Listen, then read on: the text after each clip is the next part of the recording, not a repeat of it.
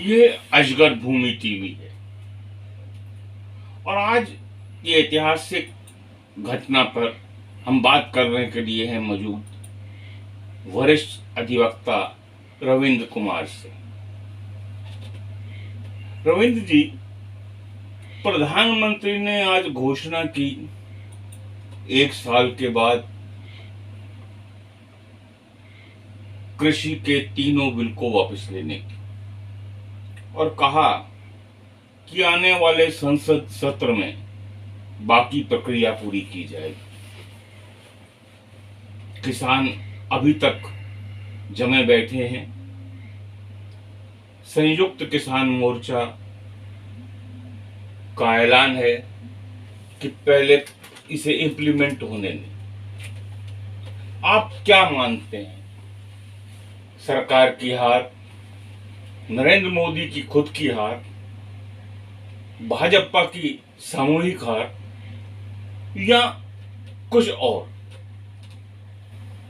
देखिए, जिस दिन किसान विरोधी तीनों बिल ऑर्डिनेंस के रूप में आए थे, उसके बाद से ही देश में किसानों में जैसे जैसे इन तीनों किसानों बिल के बारे में समझ बढ़ी, उनका विरोध शुरू हो गया। और सब लोगों को याद है कि जब मोदी जी का जन्मदिन सितंबर 2020 में मनाया जा रहा था, उस दिन संसद का सत्र बुलाया गया और उस सत्र में यह बिल जो है लोकसभा में पास हुआ। और लोकसभा में इस बिल पे कोई चर्चा किसी को नहीं करने दी गई, क्योंकि कोरोना काल का भय दिखाकर एक तो संसद का समय जो है 4 घंटे का कर दिया गया था, लोकसभा का सुबह, और शाम को राज्यसभा का 4 घंटे का कर दिया गया था। तो बिना बहस के बिल जो है लोकसभा में पास हो गया और बिना बहस के ये बिल राज्यसभा में पास हो गया। और राज्यसभा में तो इस तरह पास हुआ जैसे हम कहते हैं झाड़ू लगाना, झाड़ू लगाने की तरह बिल पास हुआ। बिल पे लोगों को चर्चा नहीं करने दी गई और जब बिल पर वोटिंग हो रही थी, उस समय लोगों को ये कहा गया कि तुम इसमें कोई संशोधन नहीं कर सकते। उनके किसी भी संशोधन को सुना नहीं गया और 1.5 मिनट में तीनों बिल संसद में यानी राज्यसभा में उपसभापति ने पास कर दिए।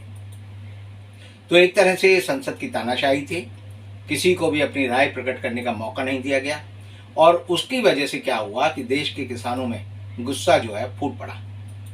और उस गुस्से का नतीजा ये हुआ कि सिर्फ जो है पंजाब का किसान पहले पंजाब में आंदोलन कर रहा था, लेकिन जब उसे लगा कि हमारी आवाज़ दिल्ली के कानों तक नहीं आ रही, तो उन्होंने तय किया कि हम दिल्ली मार्च करेंगे। और जब उन्होंने दिल्ली मार्च किया तो उन पर किस तरह से अत्याचार हुए, किस तरह से उन पर लाठीचार्ज हुए, किस तरह उनके रास्तों को खोद दिया गया, खाइयाँ बना दी गई। उसके बावजूद पंजाब का किसान उठ खड़ा हुआ और उसके साथ जो है हरियाणा का किसान भी मिल गया। और हरियाणा और पंजाब के किसान के साथ साथ उत्तर प्रदेश का, पश्चिमी उत्तर प्रदेश का किसान भी उनके साथ गाजीपुर बॉर्डर पर और दूसरे जगह पर मोर्चे पे आ गए। उसके बाद पूरे देश के किसानों में इस बात की चर्चा हुई, डिबेट हुई और बहस हुई और तब किसानों के नेताओं ने एक सामूहिक रणनीति के तहत 40 किसान संगठनों को इकट्ठा किया और उनका एक साझा मोर्चा बना। और उस साझे मोर्चे में सारे तपे तपाए ऐसे लोग थे जिनको किसान बिल के बारे में एक एक बात सही या गलत पता थी। उनमें जिनको हम लेते हैं उनमें जोगिंदर सिंह उगराह थे, बलबीर सिंह राजोवाल थे, गुरनाम सिंह चडूनी थे, डॉक्टर दर्शन पाल थे और दूसरे सारे लोग जो इकट्ठे हुए, उन्होंने इस बात की लड़ाई को एक बौद्धिक आधार दिया। और बौद्धिक आधार देने के बाद उसके बाद जो है हम देखते हैं उत्तर प्रदेश में राकेश टिकैत अपने पूरे के भारतीय किसान यूनियन के सारे साथियों के साथ इकट्ठे हुए और उन्होंने लड़ाई को शुरू किया। अब इस लड़ाई का मकसद जो था केंद्र सरकार के लिए जीतना था, क्योंकि इस बिल के पास होने से पहले ही केंद्र सरकार को अडानी ग्रुप ने पूरी तरह से अपने काबू कर लिया था। और समझिए कि बिल के पास होने के बाद जो चीज़ें होनी थी वो अडानी ग्रुप ने अप्रैल में, मार्च में ही शुरू कर दी थी और उसको लोग सब अपनी आंखों से देख रहे थे। और उसका देखने का नतीजा ये हुआ कि किसानों को लगा कि ये सरकार जो है अडानी के हाथों जो है देश के कृषि के विकास को, भविष्य को बेचना चाहती है।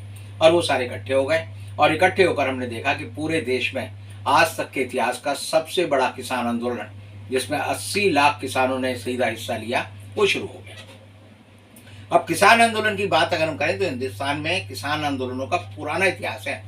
आज़ादी से पहले भी 18वीं शताब्दी में भी 19वीं शताब्दी में भी जो भील विद्रोह है, आदिवासी विद्रोह है, या जो रामगढ़िए जो सिख हैं उन्होंने पंजाब में आंदोलन किया। सबसे महत्वपूर्ण जो आज़ादी के आंदोलन का सबसे बड़ा किसान आंदोलन है वो हम देखते हैं कि वल्लभ भाई पटेल, उनके नेतृत्व में बारडोली के किसानों ने गुजरात में लड़ा और 1928 में यह आंदोलन शुरू हुआ। क्योंकि तब जो है उस समय अकाल पड़ा, किसानों की हालत बड़ी खराब थी। तब अंग्रेज शासन ने और वहाँ की सरकार ने 30% जो है लगान बढ़ा दिया। किसानों ने कहा कि हम ये पैसा नहीं दे सकते, हमारी हालत बड़ी खराब है। वो नहीं माने तो किसान एकजुट हुए और हम देखते हैं कि वल्लभ भाई पटेल ने उस लड़ाई को जीता और तब उनको सरदार का खिताब दिया गया, जिसकी की वजह से हम उन्हें आज सरदार पटेल के नाम से जानते हैं। तो हिंदुस्तान का किसान जो है अपने हक के लिए भी लड़ता है। गांधी जी का जो चंपारण में आंदोलन शुरू हुआ था वो भी एक किसान आंदोलन था। नील जो उगाने वाले जो किसान थे उन्होंने कहा कि हमारे ऊपर अंग्रेज अत्याचार करते हैं, हमें दबाव डालते हैं कि आप नील की खेती करो, क्योंकि नील की इस्तेमाल जो है ब्रिटेन की जो मैनचेस्टर की सूती कपड़े की फैक्ट्रियां थी वो कपड़े को सफ़ेद बनाने के लिए करती थी। गांधी जी वहाँ गए, उनको 1 दिन की सज़ा मिली और गांधी जी ने कहा मैं माफ़ी नहीं मांगूंगा, मैं जेल जाना पसंद करूंगा। और जेल जाने की गांधी की बात थी, उससे किसानों के वो नेता बन गए। और आप देखेंगे हिंदुस्तान के सारे नेता जो हैं, जो भी आज़ादी का लड़ाई के नेता हैं, वो कहीं ना कहीं किसान आंदोलन है। और इसीलिए उनमें सादगी थी, किसानों जैसी आप देखेंगे एक तरह से सरलता थी। चाहे आप डॉक्टर राजेंद्र प्रसाद की बात करें या और किसी नेता की बात करें, गांधी जी तो साक्षात जो है एक तरह से सरल जीवन जीते थे। तो ये सारे किसान आंदोलन ने हिंदुस्तान की आज़ादी को सचमुच में अमली जामा पहनाया। अब मोदी सरकार को गलतफहमी थी, मोदी सरकार को लगता था कि हम आरएसएस के माध्यम से लोगों की विचारधारा को इतना प्रदूषित कर देंगे, दूषित कर देंगे कि वो सही सोचना बंद कर देंगे।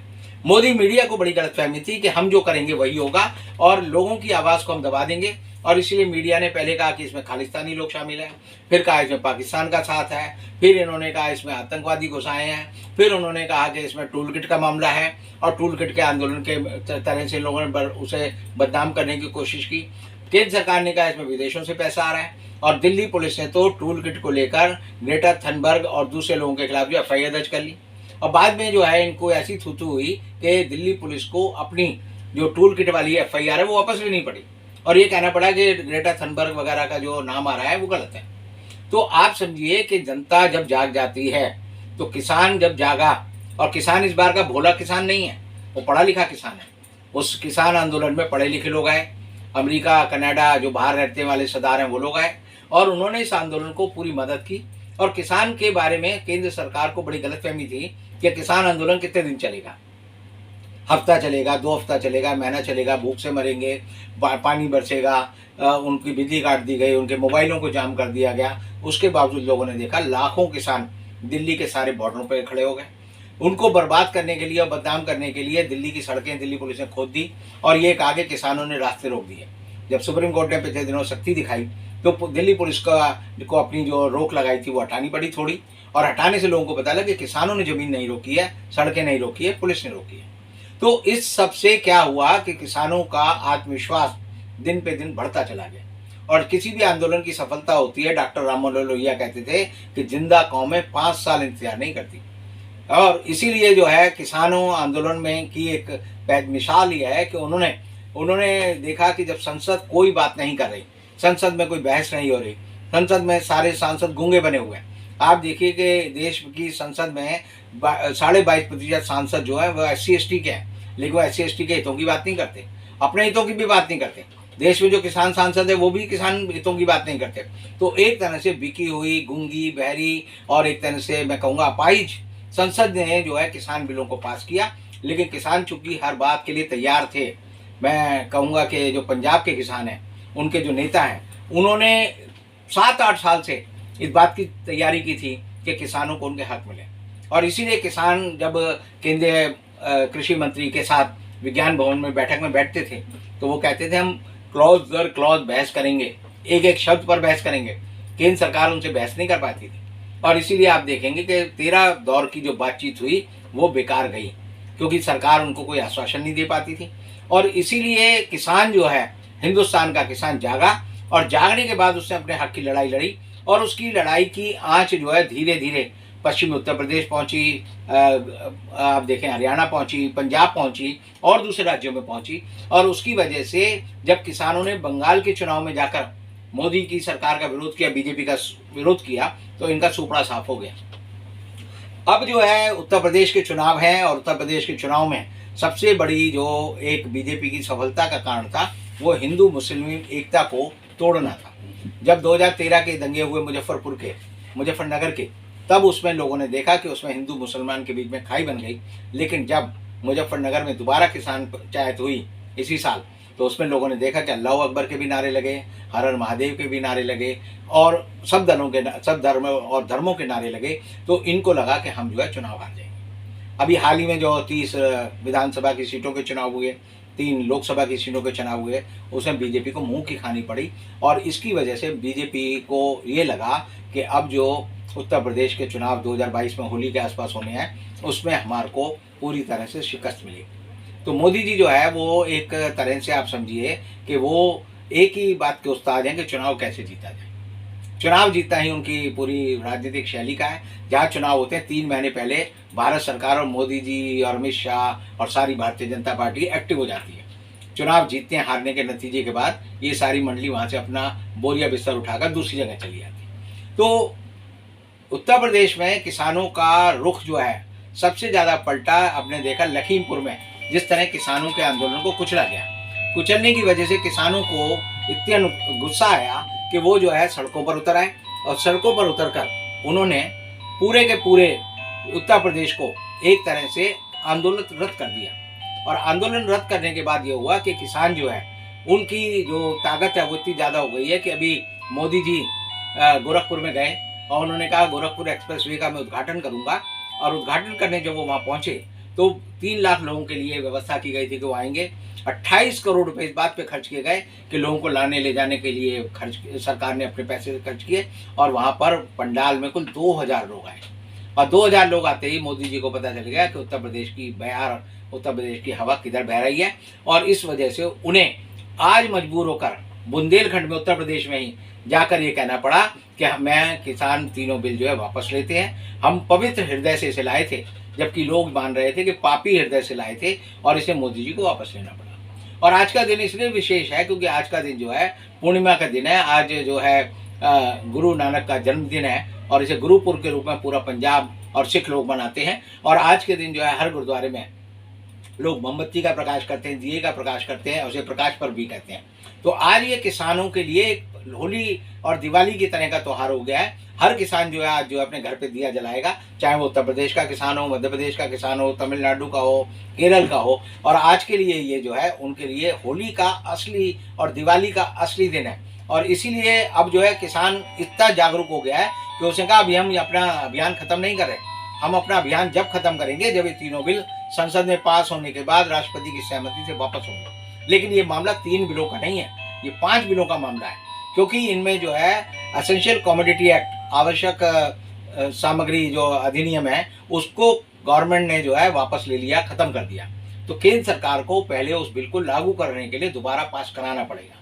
केंद्र सरकार ने एक बिल और पास किया था, वो था विद्युत अधिनियम, जिसमें इलेक्ट्रिसिटी बिल में ये प्रावधान किया गया था कि किसानों को सीधी सब्सिडी ना देकर हम कंपनियों को देंगे, किसान को नहीं देंगे। यानी उसका मतलब ये था कि किसान पहले बिल भरेगा, फिर उस पर जो है रिवर्स सब्सिडी में वो उसके बिल से कटेगा।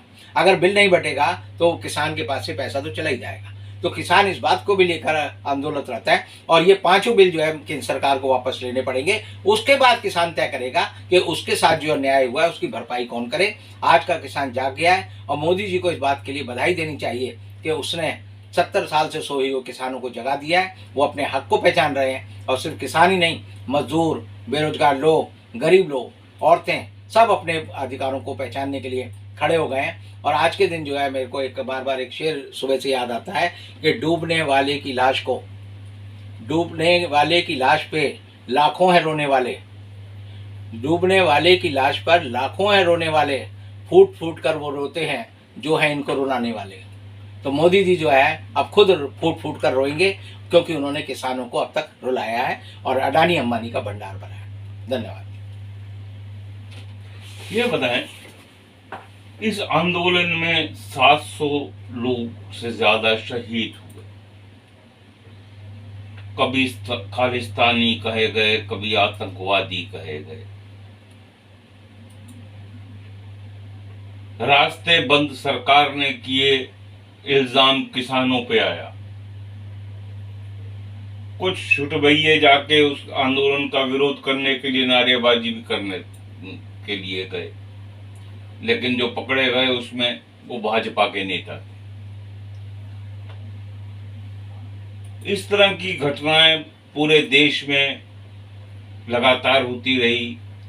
खाली यही दिल्ली की 3 सीमाएं नहीं, फरीदाबाद की सीमा पे, आगरा की सीमा पे, राजस्थान की सीमा पे और बहुत जगह पे ये आंदोलन लगातार फैलता गया, बढ़ता चला गया। लाठीचार्ज भी हुए। और जब लाठीचार्ज की बात करेंगे तो मनोहर लाल खट्टर की सरकार ने पूरी हद खत्म कर दी थी सत्ता के दुरुपयोग की। तो आपको क्या लगता है, इसके क्या परिणाम होंगे, दुष्परिणाम क्या होंगे? आप देखिए, राजनीतिक रूप से अगर ये देखें तो इस आंदोलन ने उत्तर भारत के लोगों को जगा दिया और किसान को जगा दिया। किसान जो है सबसे सरल आदमी होता है, वो खेत से और अपनी ज़मीन से प्यार करता है, फसल उगाता है और उसको बाकी चीज़ों से संबंध नहीं रहता। और ये किसान ही है जो अपने बच्चों को जो है देश की सीमाओं की रक्षा करने के लिए फौज में भेजता है, शहर के आदमी नहीं जाता। तो किसान जो है देश की ज़मीन की भी रक्षा करता है, सीमाओं की सरहद की रक्षा भी करता है। लेकिन उन किसानों को बर्बाद और बदनाम करने के लिए आप देखेंगे कि मनोहर लाल खट्टर का एक जो है IPS ऑफिसर कहता है कि जो किसान आगे बढ़े उसका सर फोड़ दो। ये सब बातें आई और उसको गवर्नमेंट डिफेंड कर रही है। आज तक उस आदमी को सस्पेंड नहीं किया गया है। आप देखिए, लखीमपुर खीरी में जो है किसानों को कुचल कर मार दिया गया और पूरी सरकार ने कोशिश की कि आप जो है उन सब लोगों को बचाया जाए जिन्होंने किसानों पर अत्याचार किए। और आप देखिए कि और दूसरे राज्यों में भी किसानों को रोकने के लिए केंद्र सरकार ने पूरी कोशिश की, पूरा एक भ्रमजल फैलाया और दिल्ली पुलिस और दूसरी पुलिस को, राज्यों की पुलिस को ये निर्देश दिए गए कि किसान आंदोलन को बदनाम करो। उनमें जैसे हमने देखा कि एक कट्टरपंथी समूह ने पहले केंद्रीय मंत्रियों से मुलाकात की, फिर उसके बाद एक आदमी को लाकर उसके हाथ पांव काट दिए, उसको फांसी पे लटका दिया, रेप की बहुत सारी खबरें आई। तो ये सब जो है किसान आंदोलन को बदनाम करने की फाशिस्ट साजिशें थी। लेकिन उसका नतीजा निकला कि अब मेरा ये मानना है कि जो भूमिका मनोहर लाल खट्टर की रही या जो भूमिका जो है योगी आदित्यनाथ की रही, तो इन हालत में इन दोनों को जो है अपने पदों से त्यागपत्र देना चाहिए और किसानों को इस बात की मांग करनी चाहिए कि जो 700 किसान मरे हैं उन्हें देश शहीदों का दर्जा दे। जो किसान जो है उसका बच्चा अगर सरहद पे मरता है तो उसे हम शहीद कहते हैं, उसको शहीद की सारी सुविधाएं दी जाती हैं। जो 731 किसान सीमाओं पर, दिल्ली की सीमाओं पर या किसान आंदोलन के दौरान मरे हैं, उनको एक तो मैं कहूँगा कि उन्हें शहीद का दर्जा मिले और हर गांव में जहाँ से वो आए हैं वहाँ उनकी मूर्ति किसान आंदोलन के नेताओं को स्थापित करनी चाहिए, ताकि आगे से लोगों को प्रेरणा मिले कि किसान जो है ज़मीन की रक्षा के लिए, अपने हकों की रक्षा के लिए किसी भी हद तक जा सकते हैं। बहुत बहुत धन्यवाद रविंद्र जी, इस बात पर चर्चा करने के लिए। हम फिर आएंगे आपके पास एक शख्सियत के साथ, इसी तरह किसी और मुद्दे पर। अजगर भूमि से मैं बोल रहा हूँ। नमस्कार।